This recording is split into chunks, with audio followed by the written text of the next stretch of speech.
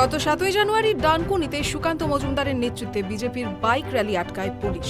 বাধা পেয়ে পুলিশের সঙ্গে ধস্তাধস্তি, ব্যারিকেড ভাঙায় কয়েকজন বিজেপি কর্মীকে আটক করে পুলিশ আধিকারিকরা। এ নিয়ে জাতীয় সড়ক অবরোধ করে বিক্ষোভ দেখায় বিজেপির।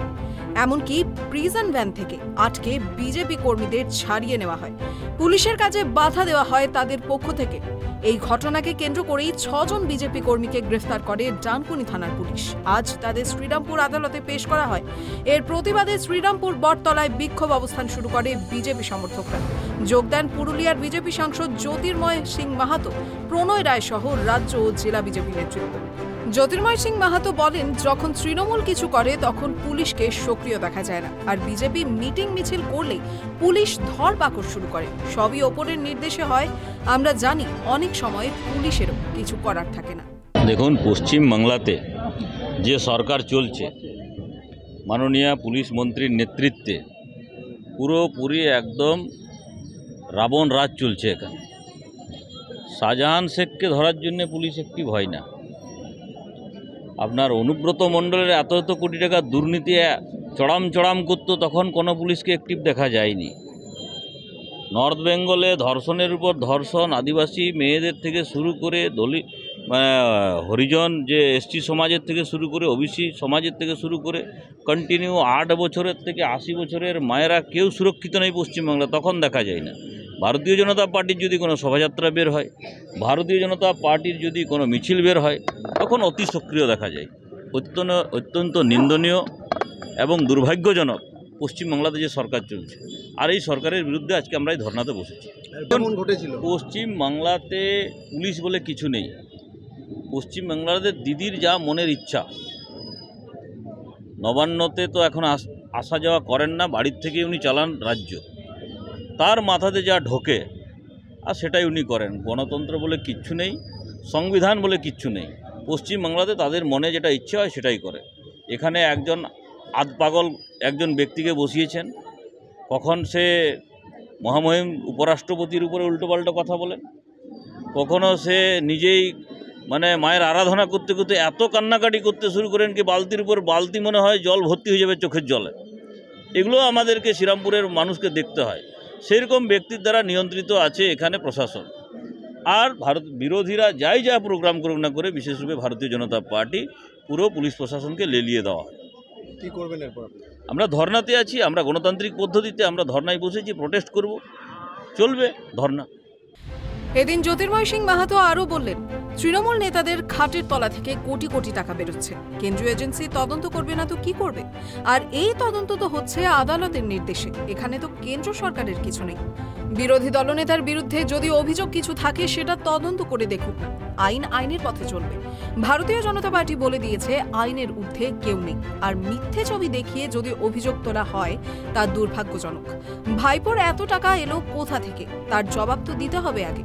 6000 পাতার জবাব দিতে হচ্ছে। বিজেপির 3টে লাইন হবে না যদি জবাব দিতে হয়।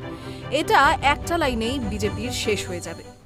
দেখুন, আপনার সেরকম যদি থাকে, খাটের তলাতে আপনি 500 কোটি টাকা রাখবেন, 30 কোটি 40 কোটি টাকা কন্টিনিউ বেরোবে।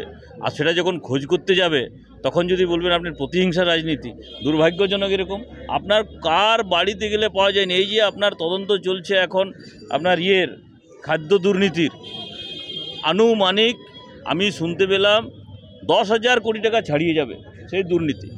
আপনার এই শ্রীরামপুর থেকে শুরু করে কালীঘাট পর্যন্ত এটার ভাগিদার আছে। আপনি বলুন, তাহলে কি চুপ করে বসে থাকবে তদন্তকারী সংস্থা? না, চুপ করে বসার কথাও নয়। তাদের যা কাজ তারা করছে। দুধের দুধ জলের জল হয়ে যাবে। আর একটা জিনিস বলে দিচ্ছি পরিষ্কারভাবে, এই তদন্ত মহামহিম আপনার প্রধান বিচারপতি হাইকোর্টের নির্দেশে এই চলছে, তদন্ত চলছে। এখানে সরকারের কোনো ভূমিকা নেই। শুধুমাত্র এজেন্সিদেরকে দায়িত্ব দিয়েছে। কে দিয়েছে? কি হাইকোর্ট দিয়েছে। তো হাইকোর্টের নির্দেশে তদন্ত চলছে। এরা রাজনীতি করার জন্য বলবে।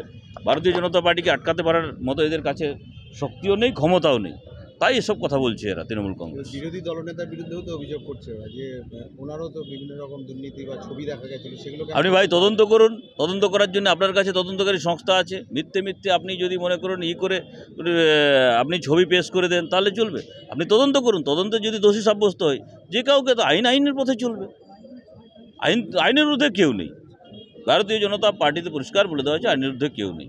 মিথ্যে মিথ্যে কেউ যদি ছবি দেখিয়ে আর কারো বিরুদ্ধে যদি অভিযোগ তোলে, দুর্ভাগ্যজনক।